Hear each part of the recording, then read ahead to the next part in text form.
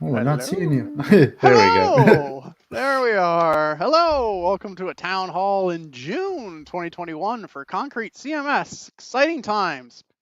Let's see. This is going to be probably a little shorter than normal one. We'll see how the Q&A goes. That might flush it out. But we are notably absent. One key player, Andy, is taking a much needed vacation right now. So enjoying a little summertime with the family. And he just got me and Corbin. So we are going to wing it on our own. That news out of the way, jump into the big news. We are actually going to launch the new community stuff this month. So starting the week of June 21st, we will be putting sites in maintenance mode and swapping things out and migrating content and skinning things over. It is a many multi-step process. A little bit of changing the wheels on the moving car here. So it is going to be exciting for everyone, but we are pretty stoked to be launching a whole bunch of new stuff and getting us to a spot where we can start to iterate on it while it is live. So to kind of cover where we've got so far and what's going up later this month, first we've got a new marketing site on the .com. So when you first come, everything's updated. There's a sexy new product explainer video, a nice testimonial video, a bunch of new information about how Concrete CMS is really geared towards helping a team manage a complicated web presence. We feel like that is a spot where we really shine. Of course, you can use Concrete for all sorts of things, and if you just love it as your web builder, that's great. We love you loving it as the web builder, but we also know, compared to many other CMSs out on the market, we have a really graceful editing system with some really powerful permissions attached right out of the core. And with most of our competition, you only get part of that and you have to start extending it in weird ways. So that's a good sweet spot for us to focus on, and that's where a lot of the new marketing material really focuses. Additionally, there is now a separate feeling design for the .org side of things. So that's something in the past that we always kind of blended together, and I think left folks somewhat confused. Is this really an open source project or not? So we have separated out that open source stuff, so we can really be very clear that yes, this is free and open source and will always be so, and gives us a place to kind of really systemize that and start to think about, what does the governance look like beyond just Andy approving pull requests, and what does Concrete CMS mean for a web shop that is looking for a framework they can use across all of their projects. So that site is complementary but looks a little different. That site is also a great spot to start with translating stuff. So we're working with both ZanWeb and CATS to do German and Japanese, and hope to have a few other languages quickly thereafter. So if you are interested in being a regional partner, we'd love to hear from you. But one of the things that we've wanted to just kind of redo is the decentralized nature in kind of our international presence today. Some countries do much better than others, and it just feels like it's important to have some consistent messaging around what Concrete is. And when you join a community, you should join the whole community, not just localized one. So obviously, it's going to be really hard for us to internationalize everything that we do, but taking baby steps down that path, we'll start with the .org. Let's see what else has changed. Completely new community profile section, all built on Sexy version 9. Nice new profile pages that give you a single kind of meta profile that aggregates data from different systems. So we've got it pulling in badges and karma points from some of our other websites that we never managed to pull off in the past. So now if you submit a how-to in the documentation, you'll actually get karma points for that. And similar with Translate, we've been able to kind of, through the new single sign-on provider, we've been able to bring that data back up in, and now your profile really works as a meta profile, if you will. There's so much stuff, it's difficult for me to kind of come up. Another thing that is cool is there are now different types of badges. So you can think of the badges that you've been able to win in the past as what we kind of call achievements, right? So that, your first post, or being here for 3 years or whatever, that's a thing that you achieve. It's yours. Once you have it, it's yours forever. There are now also awards. And so think of this more like Reddit, where you might get an award for doing something or reaching a certain level of karma points, and then that is something that you can pass to somebody else. That is something to be given, not to be held. And so that's cool. That all works, and we're excited to see where that goes in the big picture. Certification system has been rebuilt and is pretty to look at and enjoyable to use. And there is now a theme certification test. So beyond just kind of using concrete5, we've now got certification started for you can build themes with it, and we will have that ready for launch. I don't think we'll have the developer one ready, but that will come shortly thereafter. And certification will be free for at least the short term. I think it's just important to get as much feedback as we can on that, and for folks who know what they're doing to be able to prove that they know what they're doing, so it's easier for people looking for help to find qualified help. What else have we touched? We have updated the design across everything. So, new logo, new look and feel. It's all very consistent. The translate site got reskinned. The documentation site got reskinned. It didn't really get rethought dramatically. It's the same basic architecture. And I know there's lots of requests around, could it do this and could it do that? And eager to get to some of that in time. But right now we're just trying to relaunch everything. So we are iterating on a live site and not just kind of in a quiet hole here in the land of hypothetical.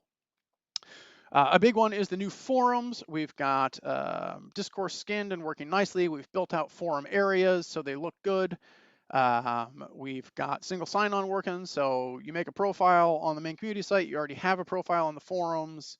They link back and forth, it works nice.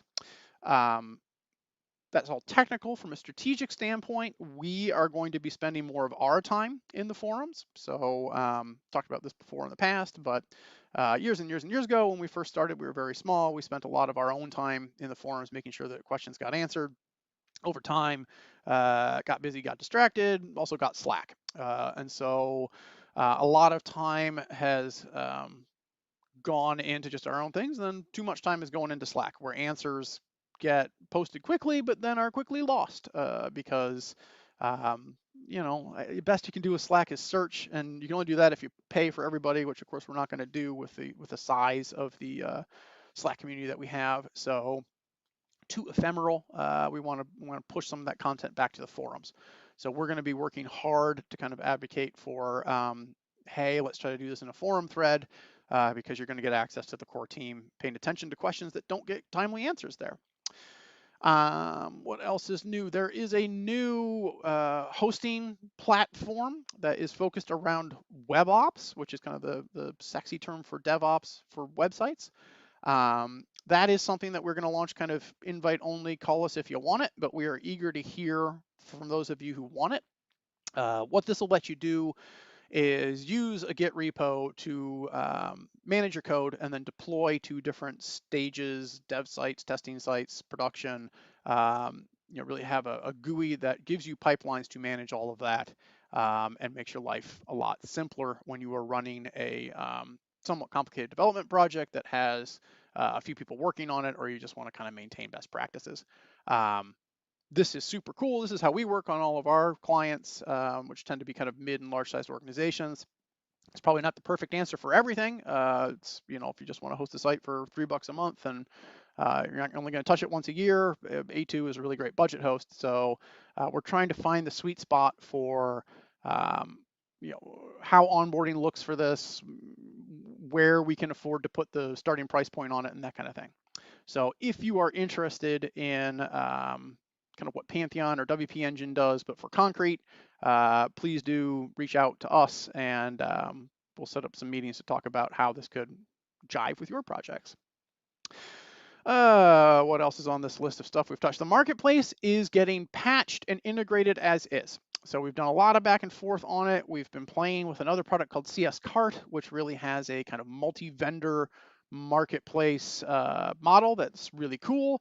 But it is also a tremendous amount of work to migrate all of our content out of the existing marketplace and into the new one, and support all the old stuff and the new stuff at the same time. And we really want to move ahead. The the basic goal here is we have to support multi-site licenses in order to allow version 9 to be released. We've been saying that forever now, and that's the goal. So far easier to upgrade the existing marketplace to work on PHP 7 and have some, some better stuff going on, and kind of make that behave, than it is to completely rebuild everything and migrate over. So we may still do that in time, but that is not a super high priority at the moment. So that is the stuff that is going to launch on June 21st, or starting that day. It's going to take us a little bit of time to do it. And after that, we're going to be focused, well, really kind of dividing resources internally, and one team's going to be focused on continuing to iterate on the new stack and that hosting platform, and getting more of our own clients in there and getting folks from the community that are interested in there and starting to use that. The other team's going to be very focused on version 9 and getting a release candidate out the door quickly. It doesn't need to be the end all be all. There might be ideas that say, well, that's going to have to be 9.01 or 9.1, but it is time to move forward. So that is the news. If you've got questions on that, you should start to post them so we can get to them in the Q&A. But that's what we are focused on this month. So obviously a little busy and pretty stoked. Let's see, forging right ahead into thank yous and what's ups. I'd like to thank Corey Webb and Zan Webb for being open sourcey and supporting each other as they get sucked in different directions. I would like to thank everybody who did anything in the community and got those karma points and won some badges and won some free add-ons and themes. This week it is John the Fish for helping people. He wins a copy of the structured data add-on. It is Roger Diunk for promoting the project. He wins the find and replace. And it is M. Ankele for working, and he wins a copy of the push notifications add-on. So cool. Thank you, and thank you everybody else who is helping one another in the forums and promoting the project and doing all the cool stuff you do to make this bigger than any one of us. We appreciate you. Get rid of that window. Let's see. Ooh, it's so much all on my own. Like to thank in documentation Andrew, who's sitting in a tent somewhere. I'm sure working on more documentation, so I can thank him again in a month. Derek Eridry, Evan Cooper, Corbin, Mike, and Chirac for all working in the docs. And in code, I'd like to thank, of course, Andy and Kunan, BitterDev, BS Layden, Hamzawi Bacha, Hamed Daragi, Jeff Pitkow, Corbin Cizanto, Sam Lokati, Chirac, Wordish, and Zanweb. Thank you all for your code submissions and helping get stuff out the door. That is great, and we appreciate it, and we rely on you. So thanks. Yeah, thanks. Valiant effort on that. Those were some tough ones. Ooh. Especially that Corbin Santo one. Whoever that guy is, get a normal name, man. Coming from France. All right. Let's see. Couple of things to show. I am not sharing my screen. Let's share. Let's pick a screen to share. Okay. Can we share my screen? All right. So for the site in the wild this month, I wanted to share Webroot. So Webroot is a $100 million company. They have several hundred employees and a marketing department with dozens of people in it, and their site's built with concrete. They're in the security business, so they have some fancy AI for managing phishing attempts and hacker stuff and whatnot. They do antivirus stuff, and they're kind of business focused as I understand it. But an awful lot of products, an awful lot of moving parts.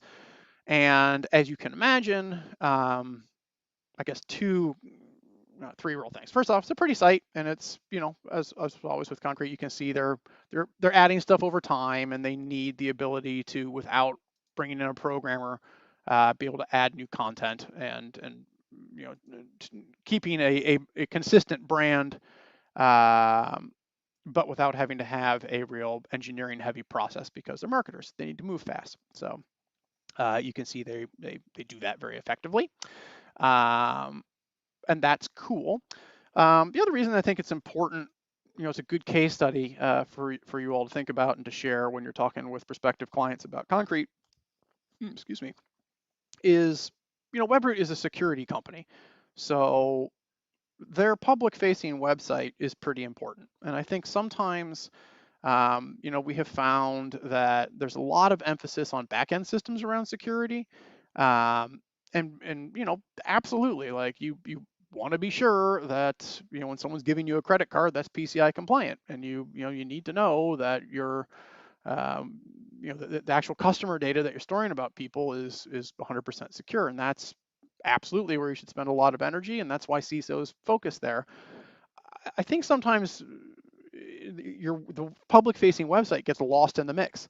This is really your storefront to the world, and if your site were to be defaced, if it were to even be slow through a DDoS attack, like, this thing needs to look good, or it's going to be difficult to explain to people how you're running an effective security policy, whether you're maybe that's your Webroot and that's just central to what you do. But maybe you're a bank, or you're a school, or you're an insurance company, someone who just, needs to make it clear from a positioning standpoint that security is paramount. Don't forget your marketing site. It's easy for the marketing site to be some afterthought that the marketing department just bangs out quickly with some help, and then never gets updated, and it's just kind of left there because, to kind of in big business and that CISO world, it's just like, oh yeah, I'm worried about the internal systems. This is your public face to the world, so it's important to choose a platform that can handle your compliance needs and bring the same level of scrutiny and security to your marketing site and your front end as you probably apply to all of your business systems. So Webroot understands that, and they choose Concrete CMS for that, and balanced with the ease of editing and delightful experience that their marketing department enjoys. So there you go, Webroot. Okay. Last but not least, Andy has blessed us with a message. He has put together a quick video on a little feature that we've all actually, working on the site, discovered on our own and building things out because it's just super helpful. Corbin, can we play this thing? Do we have it figured out? Sure, let's get it going. Let's do it. Has this ever happened to you? You're working on a page template, getting it to look a certain way, and then you tweak it so that some of those areas in that template are no longer visible on the page, and you lose the blocks inside them. For example, if I take this blog entry page and I change it to a full width page, all of the content in my sidebar is no longer going to be visible on the page. Or say you're working with a new version 9 feature like containers or a page layout, anything that makes its own sub areas, and you encounter a bug that leads to a complete loss of the container or layout that you're working with. Poof, all the content in that container or layout is gone on that page, and there's really no way to get it back. Both of these cases, there are blocks that are in some way attached to this page, but they're not being rendered. In the best case, these might be blocks that just hang around in the background, slightly slowing things down. But in the worst case, maybe you've lost content that you spent a really long time working on. And sometimes in these cases, page versions won't be any help. You've just kind of lost that content. Thankfully, we have a new feature coming in Concrete version 9 that aims to make these situations a breeze. We call it Orphaned blocks. This has been requested by the community for a long time, and I think the implementation of the feature is really, really nice. Let me show you how it works. Okay, you're working with a page that's got some blocks that aren't being rendered properly. Just put that page in edit mode, click on the add icon, and find the Orphaned blocks option in the menu. It won't be there unless there are actually blocks on the page that aren't rendering. Here you'll see all of the blocks that aren't being rendered properly on the page. This will work for a page in any situation. We compute the areas that the page actively renders and then compare that with all the blocks that are in the database for that page. So we can always detect if something isn't showing up the way Concrete thinks that it should. Here it is for our blog entry example. And here it is working for our botched area example. Just drag the blocks out of the area if you'd like to repurpose them into the page. Or you can delete them right from the panel. Want to remove them all? We've got a button for that. A lot of thought has gone into this issue over the years from myself and John the Fish, along with valuable development work from Fabian Bitter and M. Locati in GitHub. We're really excited about all the new features coming to Concrete in version 9, and we can't wait for you to get to work with it. Thanks, everyone. We'll talk again soon. Thanks, Andy. We miss you, buddy. Yeah. No, that's super cool. That is actually a feature that I stumbled upon when I was moving some content around and was fighting with too many containers and deleted them. Oh no, and then it was like, wait, what's this? And there my blocks were, and totally worked. Yeah. So that one's a winner, and glad to have it. And it's going to make lives a lot easier for folks there managing complicated websites. Yeah, I like that one. I've definitely made the mistake of renaming an area and losing blocks and, having to go back and try to find, figure out what the area was named. So that looks exciting. Nice. All right. Well, that is my agenda for today. We are into the Q&A. So what are we doing? Do we have any questions? It looks like we've got a question. Bloody Iron is asking, will version 9 have more organization of Express objects, like for sites that have a lot of them? That's a great question. I would say eventually yes, but probably not in 9.0. Express is something that needs a less bare bones interface. What we have there today is functional, but it is a lot of clicks to get around and just not that graceful. It really was, it just needs another iteration. So that is very much on our radar to kind of sit down and have Gary noodle on and spend some time jamming on it. But probably not going to delay 9.0 release candidate for it, because as far as we're concerned, Express does work. And there's so much other stuff that is behaving in version 9 that we'd really like to be telling people to please use it officially. So I don't know, call it 9.1 or 9.2, absolutely. So I would urge you to make some GitHub issues around, hey, here's the things that I'm struggling with, and the best way to communicate those ideas is in video, especially with this interface stuff. If you can show kind of, hey, I got to go here, I got to go there, and it's really challenging to get around for my actual use cases, that really helps inform the design work that goes on. Nice. Looks like we've got one coming in real time. What's the version 9 or the version 8 to version 9 upgrade in place going to look like? Pretty good. In fact, easier than some of the version 8 sub updates, from my understanding. I'm sure there will be features, particularly around theming, that you may not get the full benefit of unless you're kind of working in version 9 from the get-go, right? So there's this new model called containers that we use that is kind of gives you pre-built layouts with more styling controls built into them, and it just makes it a lot easier to kind of build atomic design elements. And I think last month's video or a month before, we kind of showed how that stuff works. If you're not designing your site, building a theme from the bottom up to kind of take advantage of that, then you're not going to really be using that. But that could come later if you're really upgrading a site. There is nothing in it that is a dramatic. Ooh, look at that. There's nothing in it that is kind of a dramatic code change or something that's going to require you to bend over backwards to make it work. Nice. We got another one streaming in real time here. We were short of questions. That's okay. We've got answers. See if they fit. Okay. Is PHP version 8 compatibility on the roadmap for version 9?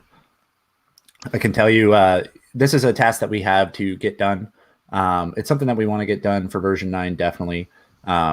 it's kind of it's something that's easy to do. It's just we have to kind of find the time for it, and right now I think the hang up is Andy's working on getting a bunch of dependencies updated. So like some Symfony versions will only allow, might not be Symfony, but some of our dependencies will only allow versions of 7, even though they're compatible with version 8.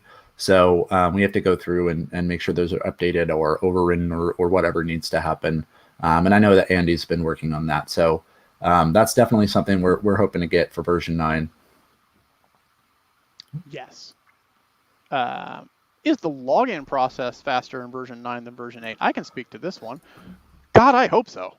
To be clear, the login process for a regular user, if you don't have administration privileges, is pretty snappy. But if for something is going on, at least on our staging sites, where if you were logging in as an admin, it's going to dump you on that dashboard. You get caught in these terrible hooks. You can like go make a cup of coffee and come back. So that is definitely on our radar of things to check. And I think it's probably less of an actual version 8 or version 9 thing and more of just too much data in that feed that we're sending for updated dashboard things or news. There's something funky going on there, but that's on our radar. Yeah, another thing that I've noticed that I've wanted to take a shot at, but I haven't had a chance to look into is in some of our performance tests that we've been doing where we're actually looking at like what's running in PHP on our sites, we'll notice that on login, sometimes we're checking the password more than once or multiple times, and that can be pretty expensive. So I think there's probably some easy wins there in the core if we can find a way to only check it once, or at least be careful with how many times we check it. That can have a big impact. So nice. Is there a dark theme for the dashboard? Not in 9.0. In fact, some of what was dark in the dashboard is now bright. So apologies to all the elite Hexor developers out there, but we have gone back towards a brighter look. That said, sure. Certainly a viable thing for a point release in 9. Like, I like dark mode too, but we have found that for a lot of our audience, having things a little bit bigger, a little bit brighter, a little bit more readable is preferred. So we've taken a step in that direction, but I could absolutely see a switch for those of us that want that.